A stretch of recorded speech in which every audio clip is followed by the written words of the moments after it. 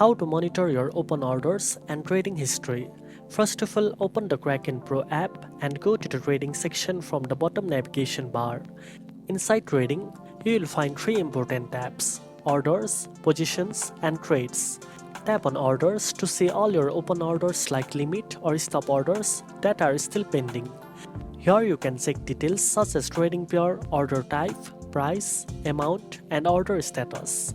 Next, go to the Positions tab to view all your active positions.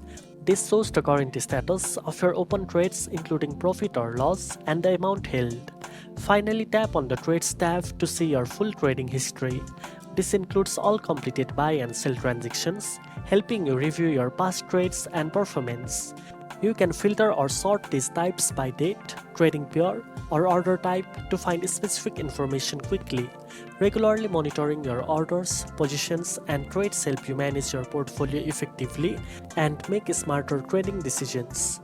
Now you know how to monitor your open orders and trading history on Kraken Pro. If you found this video helpful, don't forget to like, share, and subscribe for more trading tips. Thanks for watching, and I'll see you in the next one.